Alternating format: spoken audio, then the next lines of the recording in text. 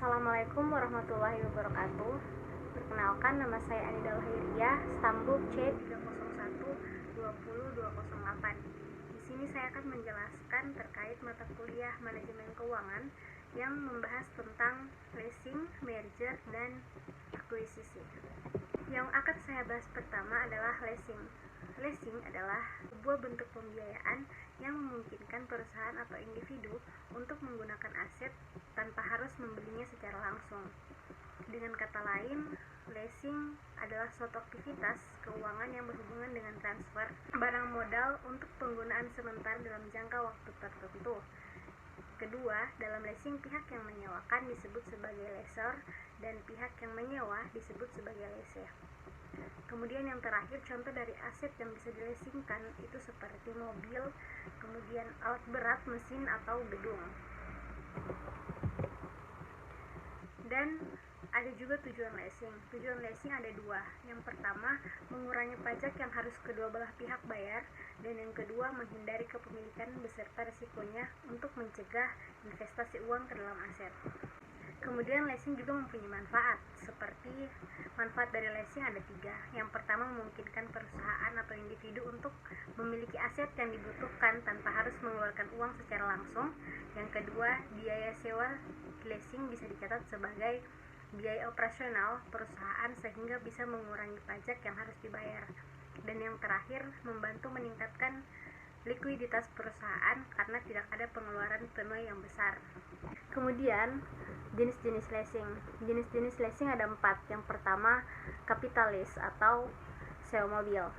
Kapitalis atau sewa mobil adalah mekanisme leasing yang paling sering digunakan, yakni dengan cara perusahaan memberikan berbagai macam kebutuhan benda modal nasabah. Nantinya mereka akan membayar pesanan tersebut di supplier dan mendapat pengembalian melalui cicilan lease. Dengan kata lain, nasabah tidak berhubungan langsung dengan supplier. Lalu yang kedua, ada operationalize atau sewa operasi, yakni pembiayaan di mana lessor membeli barang untuk disewakan pada lease dalam kurun waktu tertentu sesuai kesepakatan. Kemudian lease hanya perlu membayar biaya rental, sedangkan biaya lain telah ditanggung oleh lessor. Lalu kemudian ada yang namanya leverage lease atau sewa dengan perantara, salah satu tipe lain dari leasing, yakni permodalan dengan melibatkan pihak ketiga.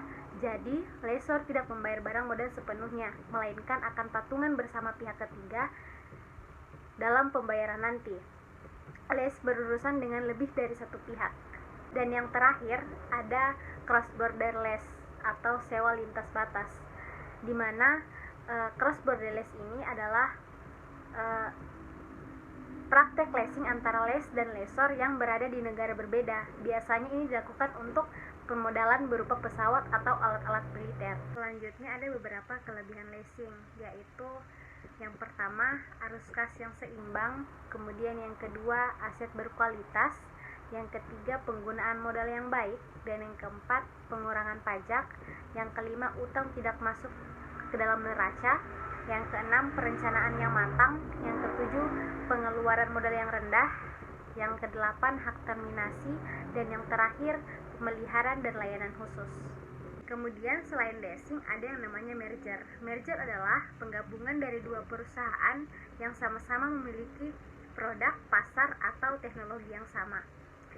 Kemudian yang kedua adalah merger, kedua perusahaan bergabung untuk menjadi entitas yang baru.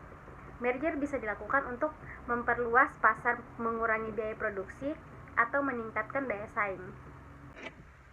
Tujuan dari merger ini sendiri adalah merger paling sering digunakan dengan tujuan untuk mendapatkan pangsa pasar, mengurangi biaya operasi, memperluas ke wilayah baru, menyatukan produk bersama, meningkatkan pendapatan, dan meningkatkan laba.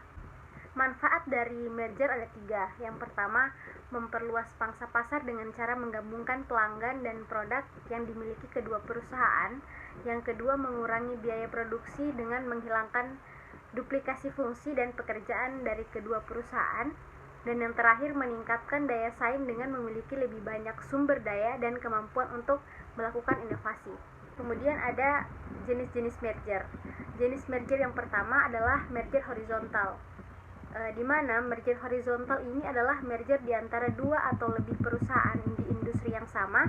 Salah satu tujuannya adalah mengurangi persaingan.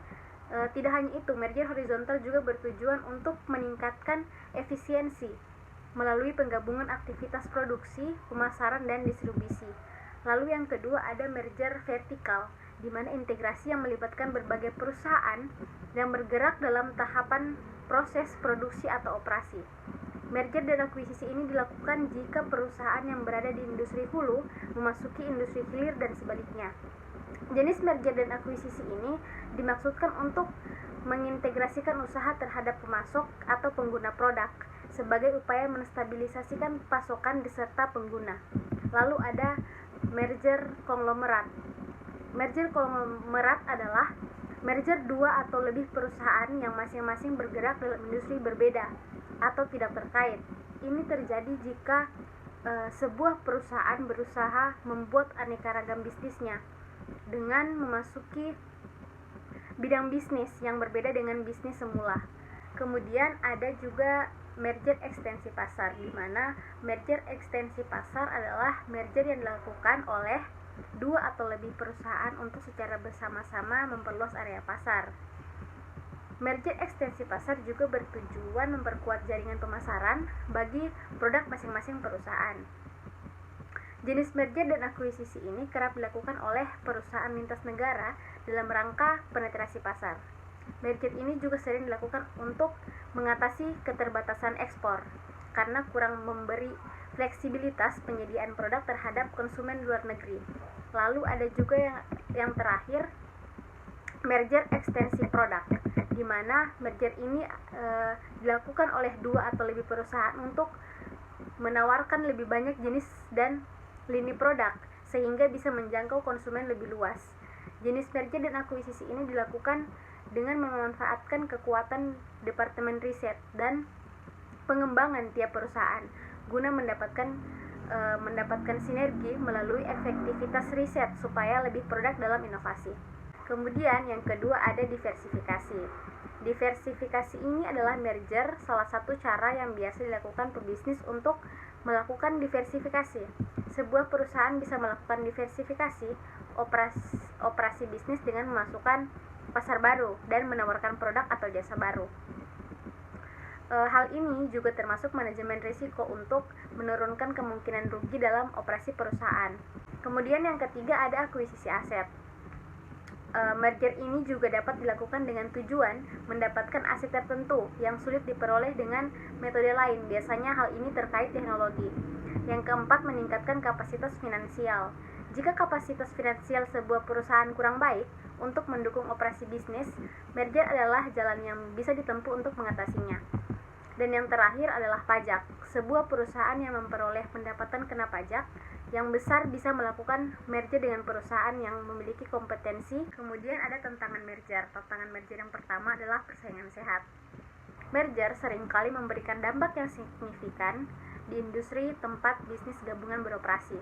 Bahkan hal ini bisa menghancurkan persaingan sehat akibat cakupan di pasar yang terlalu besar, khususnya jika bisnis yang merger adalah dua perusahaan besar. Di beberapa negara ada pihak yang berwenang yang mengatur dan memastikan persaingan sehat. Oleh karena itu, jika ini terjadi, mungkin perusahaan merger tersebut akan dilarang untuk beroperasi. Oleh karena itu, penting untuk memastikan hal ini tidak terjadi. Kemudian adalah retensi karyawan. Restrukturisasi adalah hal yang sangat mungkin terjadi setelah merger. Perubahan akibat penggabungan dua perusahaan ini bisa dipengaruhi pada retensi karyawan. Perusahaan harus bisa membuat seluruh staf merasa aman dan percaya meskipun terjadi perubahan untuk menghindari tingkat turnover karyawan yang sangat tinggi. Jika banyak pekerja yang keluar, perusahaan akan membutuhkan banyak waktu dan biaya untuk merekrut orang-orang baru. Yang ketiga adalah integrasi. Integrasi adalah hal yang sangat penting dan wajib dilakukan jika berencana untuk merger. Kegagalan melakukan ini adalah salah satu penyebab gagalnya penggabungan perusahaan. Oleh karena itu, rencana integrasi antara dua perusahaan penting untuk disusun sebelum terjadinya tanda tangan kontrak. Dan yang keempat, mempertahankan kepercayaan stakeholder penting. Tentunya tidak semua stakeholder senang dengan keputusan merger. Salah satu tantangan besar yang dihadapi perusahaan ketika berencana merger adalah kehilangan kepercayaan stakeholder penting dalam operasi perusahaan seperti karyawan, distributor, pemasok, dan lain-lain. Kemudian yang kelima adalah hubungan internasional. Merger juga bisa dilakukan oleh bisnis antar negara, dan tantangan yang dapat terjadi adalah mengenai perbedaan kebudayaan dan masalah bahasa. Hal ini tidak mudah untuk diatasi dan butuh waktu untuk adaptasi. Setelah membahas mengenai leasing dan merger, kita akan membahas mengenai akuisisi. Akuisisi adalah ketika satu perusahaan membeli saham mayoritas atau semua saham dari perusahaan lain. Kemudian setelah akuisisi, perusahaan yang membeli atau disebut dengan acquirer akan mengendalikan perusahaan yang diakuisisi atau disebut dengan target. Akuisisi bisa dilakukan untuk memperluas pasar, memperoleh teknologi atau kekayaan intelektual, atau mengurangi pesaing. Akuisisi juga mempunyai tujuan, yaitu adalah untuk menyelamatkan perusahaan atau bisnis yang sedang bermasalah, biasanya dipicu masalah keuangan. Selain itu, tujuan akuisisi dalam sebuah perusahaan adalah untuk mendapatkan pasar yang lebih luas. Manfaat dari akuisisi ada 3. Yang pertama, memperoleh akses ke pelanggan dan pasar yang sudah dimiliki oleh perusahaan yang diakuisisi. Kemudian yang kedua, memperoleh teknologi atau kekayaan intelektual yang sudah dimiliki oleh perusahaan yang diakuisisi. Dan yang terakhir, mengurangi persaingan di pasar dengan menghilangkan salah satu pesaing. Contoh dari akuisisi yaitu yang paling terkenal di Indonesia dilakukan oleh Gojek atau PT Aplikasi Karya Anak Bangsa. Pasca mendapatkan suntikan investasi dari pemodal asing atau domestik, Gojek melakukan investasi besar sebelum akhirnya melakukan merger akuisisi dengan Tokopedia menjadi GoTo Group. Kemudian contoh lainnya adalah dilakukan oleh Disney terhadap Pixar dan Marvel. Pada tahun 2006, Walt Disney CO secara resmi mengakuisisi Pixar senilai 7,4 miliar USD. Kemudian pada tahun 2009, Disney mengakuisisi Marvel Entertainment senilai 4 miliar USD. Berkat strategi ini, bisnis Disney menjadi sangat besar dan menggurita di dunia hiburan. Kemudian selanjutnya keuntungan akuisisi. Keunggulan yang pertama dari adanya akuisisi adalah kapitalisasi bisnis menjadi semakin besar apabila sebelumnya kapitalisasi sebuah usaha hanya sebatas pada aset yang mereka miliki. Maka proses akuisisi dapat mengakumulasikan aset baru, sehingga jumlah dari aset bisnis juga akan semakin besar, bahkan berlipat ganda. Beberapa kelebihan daripada sistem akuisisi adalah contohnya seperti adanya pengendalian yang lebih besar atas saham dan aset perusahaan yang diakuisisi. Kemudian tidak perlu mengurus banyak persyaratan, terutama berkaitan dengan badan hukum. Yang ketiga, tetap mempertahankan perusahaan yang telah ada sebelumnya dengan mengambil alih perusahaan kompetitor.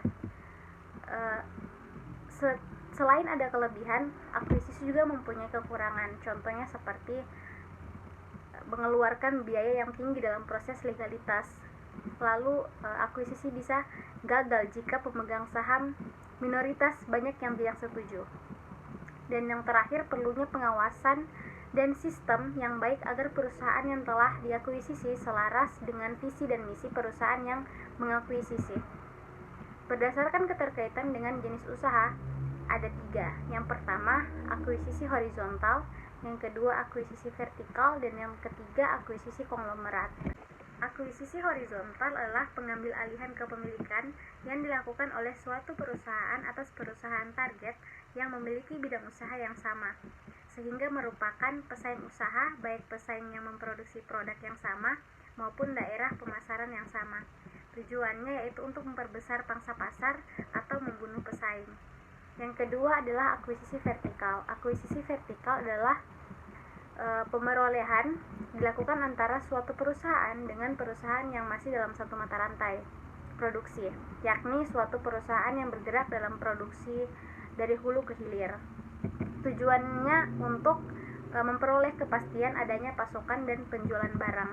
Dan yang terakhir, akuisisi konglomerat. Akuisisi ini adalah pengambil alihan kepemilikan perusahaan yang tidak terkait dengan perusahaan-perusahaan lain, baik secara horizontal maupun secara vertikal. Tujuan ini yaitu agar perusahaan yang diakuisisi dapat menunjang perusahaan yang mengakuisisi secara keseluruhan, serta untuk memantapkan kondisi portfolio atau portfolio grup perusahaan. Dilihat dari segi akuntansinya, apabila dua atau lebih badan usaha diselenggarakan bersama atau digabungkan dengan tujuan untuk melanjutkan usaha-usahanya yang terdahulu, hal tersebut bisa dikatakan sebagai bentuk pengambil alihan kepemilikan. Sebagai akibat adanya kombinasi tersebut, maka prosedur pencatatan akuntansinya terdiri dari dua macam metode, yaitu metode pembelian atau buy purchase dan metode penyatuan kepentingan atau buy pooling of interest. Untuk mendapatkan pencatatan keuangan yang baik selama proses akuisisi, ada baiknya setiap perusahaan mulai memiliki program akuntansi online seperti jurnal yang di dalamnya terdapat banyak fitur seperti aplikasi inventaris, laporan keuangan, dan aplikasi invoice. Dengan menggunakan jurnal, pencatatan keuangan perusahaan tidak hanya mudah diakses oleh beberapa pihak secara bersamaan, namun juga memungkinkan untuk memiliki data keuangan secara lengkap. Lalu, berdasarkan bentuk dasar atau objek, terdapat 3 prosedur dasar yang tepat dilakukan perusahaan untuk mengambil alih perusahaan lain, yaitu 1. Merger atau konsolidasi, yang kedua akuisisi saham, dan yang ketiga akuisisi aset. Tadi saya sudah menjelaskan mengenai leasing, merger, dan akuisisi. Apa sih perbedaan leasing, merger, dan akuisisi? Perbedaan utama antara leasing, merger, dan akuisisi adalah bahwa leasing melibatkan perjanjian sewa untuk aset atau jasa, sementara merger dan akuisisi melibatkan penggabungan atau pembelian perusahaan. Dalam merger, dua perusahaan digabungkan menjadi satu perusahaan yang baru. Sedangkan dalam akuisisi, satu perusahaan membeli perusahaan lainnya. Kesimpulan yang dapat kita ambil dari penjelasan terkait leasing, merger, dan akuisisi tadi adalah beberapa penyesuaian tipe leasing untuk kebutuhan manusia.